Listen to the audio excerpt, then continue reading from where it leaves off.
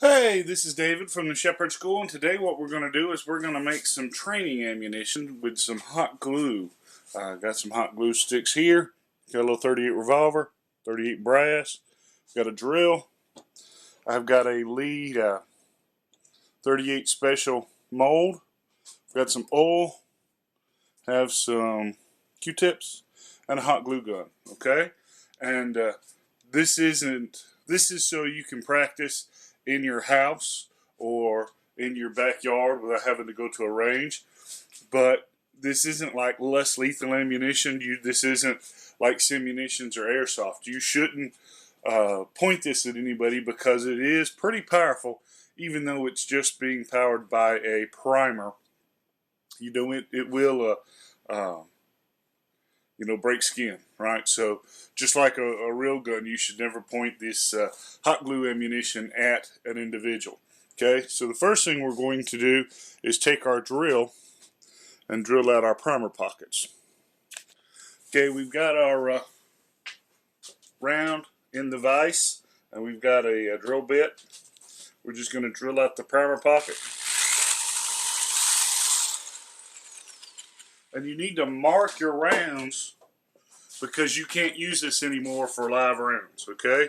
We've drilled that primer pocket to make it bigger, and the reason that we do that is so that the primer can get more access, more power in to push that round out. If you don't do that, you might have a squib load where the round doesn't have enough power to get out of the barrel, okay? So now we're just going to do that with the rest of them. Then we'll go to the next step. Okay, so while I've got my glue gun heating up, I went to my press and I put in some primers. And I cannot stress enough to you how important it is that you mark these so that you never use them with live rounds. Okay? Now while I'm doing that, next thing I'm going to do is take my Q-tip with a little bit of oil, just a little bit of oil, and we're going to oil the molds. Now you wouldn't do this for cast and lead molds, but you don't want the hot glue to stick. Okay, so I needed to keep this as tight as possible, and then normally I would just squeeze it, but I'm going to take both hands to work the glue gun because you get a lot better feed if you hand push the glue in. So I just took a belt keeper off a duty belt and snapped it and then pulled it down until it was tight. You could use a rubber band. There's all sorts of stuff you could use, but that's what I had closest to me on the workbench when I was looking for it.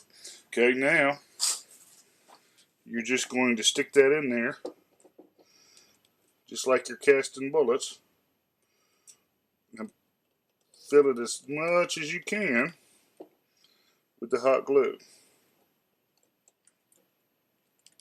Okay, now we're just going to let that sit.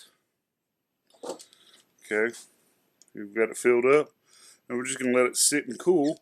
And once it's hard, we're going to knock the sprue plate loose, cut down with the razor blade, try to get the base as smooth as possible. Then we'll open up and see what we've got. Okay.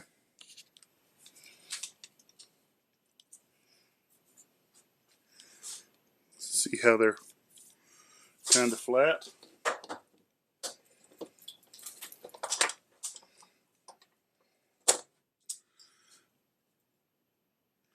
And there's your bullet. Okay.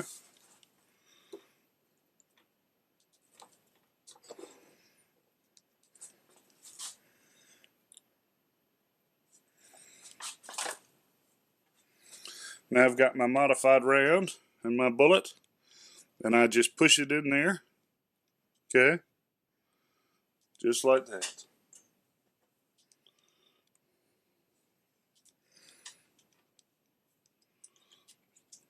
Loaded them up on my dummies. Okay, for a target, I just have that cardboard box sitting there that filled up with scrunched up newspaper and plastic bags. Okay.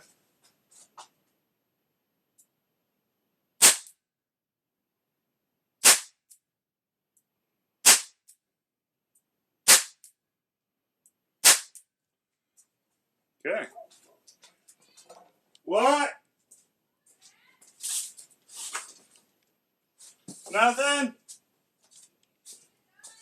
Yeah? No? That's all there is to it. Let's see what the penetration's like. Through the box. Didn't go through the outside of the box any. Okay.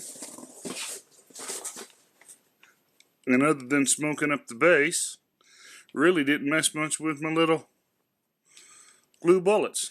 Alright? So, pretty easy way to practice at your house, even though you probably should tell your wife, okay? So, till next time, you can always catch us online at www.tngun.com.